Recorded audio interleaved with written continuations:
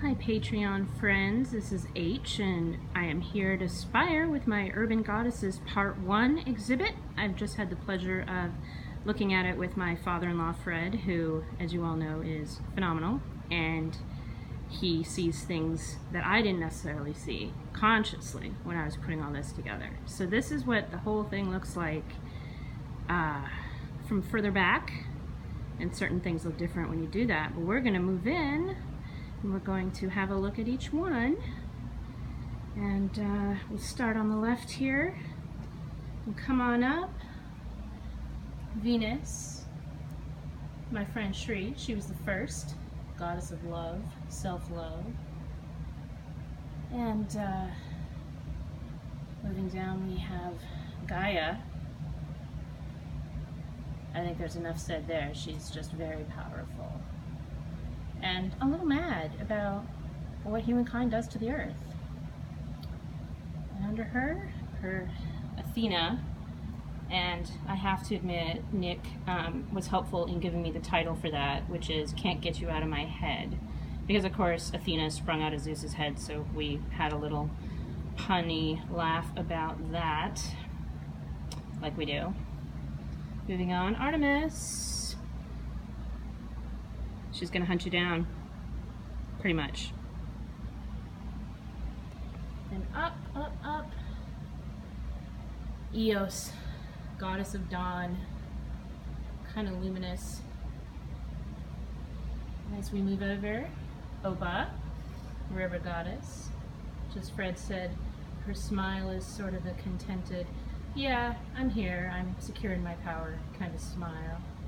Nigerian river goddess. Persephone, I changed around the sort of popular perception of Persephone as a victim, but our Persephone here is queen of the underworld, and she does have her own jobs in the underworld. And moving over, center, Lilith. Yeah, I titled this one Standing in the Way of Control after the Gossip song. And yep, there she is. Come at me, bro. Moving over. Epona, horse goddess, Celtic Roman horse goddess. Down to Idun, who is our Norse goddess who carries around the apples of immortality. So she's forever young, and she keeps the gods forever young, and here she is looking at the world of men and saying, I just don't even know what to do with you people. I did photograph her in an apple orchard, and it was kind of a softer, dreamier, more princessy look, but I didn't feel like that was proper for this particular exhibit of powerful women.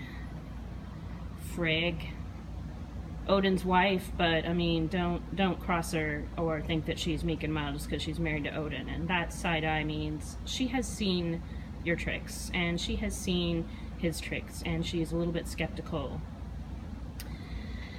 Up, luminous again, Selena. Ooh, the light's really reflecting off that one, so let's move back a bit. There's Selena, Greek goddess of the moon. I kind of wanted to call it Dark Side of the Moon, but then I didn't. And we'll come over to Sekhmet, Egyptian goddess of fire and dance and war, and she's got her solar disk. That's urban sunlight captured by walls.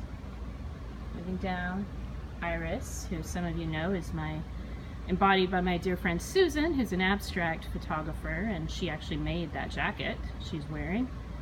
So Iris is the Greek goddess who's the messenger between the gods and mortals, the rainbow goddess. And definitely Susan was perfect for this because she is a divine messenger. And then we come down to last but not least, last one I did photograph. This is Hestia, the goddess of the hearth, and most people, you know, kind of think of her as meek, mild, goddess of the hearth and home, you know, stay at home, but I think she's a little wilder than that because she was the first goddess swallowed by her father, Kronos, and she was in his stomach a while, and then she was the last one out. So, I mean, she's a little wild and feral, and that's her heart there, out in the woods. All right, let's move on back. And thank you for being patrons and helping me to bring this to life. This is 3 years of my work. And boy, this is only just part 1. Urban Goddesses part 1. Thanks for having a look, friends. I'll talk to you soon.